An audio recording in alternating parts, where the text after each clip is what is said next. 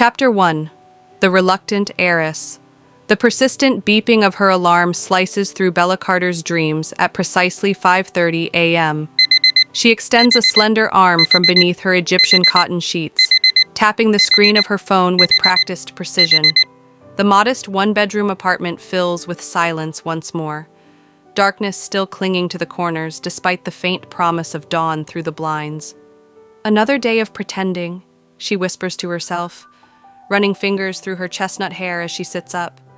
Bella's feet touch the cool hardwood floor, and she moves with deliberate purpose toward the kitchen, where she prepares her coffee with meticulous care. The rich aroma fills the small space, momentarily transporting her to childhood memories of the mansion's kitchen, where the staff would brew her uncle's imported beans each morning. She pushes the thought away. That life feels like it belongs to someone else now, someone she's determined not to be. The mirror in her bathroom reflects a woman of 28, her features sharp and intelligent, her posture impeccable despite the early hour. She studies herself critically, noting the almost imperceptible designer label on her seemingly ordinary white blouse. It's a small indulgence, one of her few concessions to the life she's trying to escape. Remember who you're supposed to be today, she reminds her reflection, tucking away the Carter heiress and summoning Bella the sales manager. Just Bella, nobody special. Her apartment, while modest by Carter standards, still betrays subtle hints of wealth to the discerning eye. The original artwork hanging in the entryway, the handcrafted Italian leather sofa, the rare first edition novels lining her bookshelf. But her colleagues at Meridian Marketing would never visit. She's made certain of that, maintaining a careful distance while appearing friendly enough to avoid suspicion. The morning ritual continues as she reviews her calendar on her phone, mentally preparing for the day's meetings. 3 years ago, when she'd walked away from the Carter Industries executive suite and applied for the sales manager position using her mother's maiden name, her uncle had called it slumming. Bella calls it freedom. "You're throwing away your birthright," Edward Carter had thundered during their last real conversation. "Running away from who you are." Perhaps she is running, but the alternative, drowning in the family legacy, in board meetings and charity galas where everyone knows your net worth before your name, had become suffocating. So here she is, living on her earned salary, her trust fund untouched, her connection to the Carter empire known only to her family and their most trusted associates. Her uncle has been her sole guardian and is currently the one temporarily managing the company's dealings until she is ready to take over after the devastating incident that left her an orphan.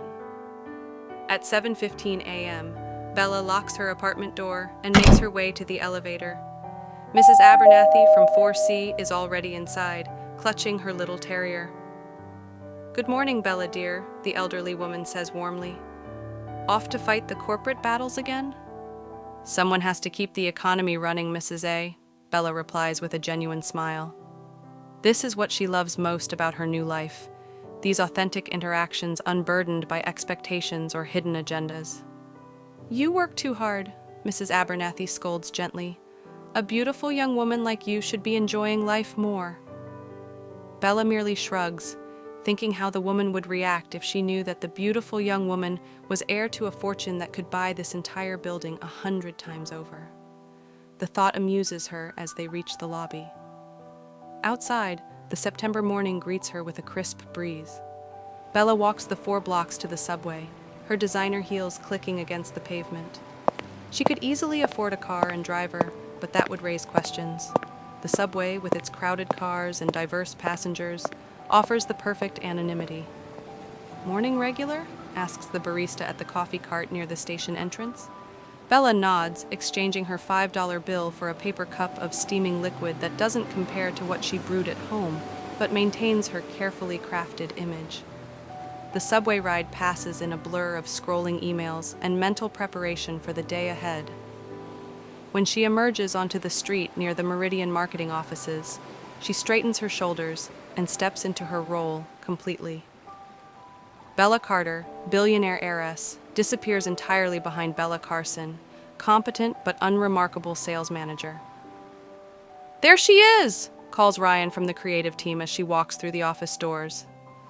"The boss lady who's going to save our asses at the Jenkins presentation." "Don't call me that," Bella says automatically, though she smiles to soften the rebuke.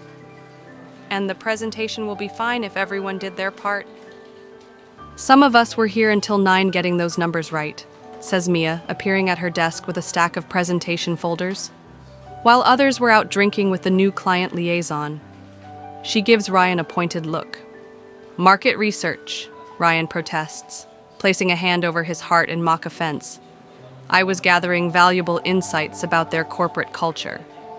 From the bottom of a martini glass? Mia asks dryly. Bella watches their banter with quiet affection. This is what she'd been missing in the rarefied air of Carter Industries. Genuine connections with people who see her for her abilities, not her inheritance. The meeting's at 11, she interrupts, accepting the folders from Mia. Ryan, I need your final mock-ups by 10. Mia, walk me through the projections once more before we go in. They disperse to their tasks, and Bella settles at her desk, a standard-issue workstation identical to those of her team members. Her office is the smallest of the management teams, a deliberate choice when she was offered a larger corner space last year. I prefer being close to my team, she'd explained to her puzzled supervisor. The morning passes in a flurry of emails, calls, and last-minute presentation adjustments. Bella finds herself fully immersed in the work, the challenge of the upcoming pitch engaging her mind completely. This is why she's chosen this path, to prove to herself, if no one else, that she can succeed on merit alone. At 10:45, just as she's gathering her materials for the Jenkins meeting, her phone vibrates with an incoming call. The private number causes her heart to skip. Only a select few have this direct line. She excuses herself and steps into the empty break room. This is Bella, she answers quietly, tension already gathering between her shoulder blades. Isabella. Her grandmother's voice, crisp and commanding even at 70, fills her ear. Olivia Carter has never approved of the diminutive Bella, considering it beneath the dignity of a Carter heir. Grandmother, Bella acknowledges, glancing around to ensure her privacy. Is everything all right? No, it is not. The old woman's tone sends a chill down Bella's spine. There's a situation developing with the Eastern Holdings. Your uncle is in Tokyo handling it, but there's another matter, one that concerns you directly. Bella's grip tightens on her phone. I'm about to go into a meeting. Can this wait until... It cannot wait, Olivia interrupts, the steel in her voice unmistakable. The Carter Empire faces a threat unlike any we've encountered before, and like it or not, you are still a Carter. The words hang in the air between them, loaded with all the expectations and responsibilities Bella has been avoiding. She closes her eyes briefly, the illusion of her carefully constructed normal life wavering like a mirage. What kind of threat? She finally asks, her voice barely above a whisper. Not over the phone, Olivia replies. Come to the estate tonight, 7 o'clock, and Isabella... Her grandmother pauses, something unfamiliar creeping into her voice. Is it fear? Don't tell anyone where you're going.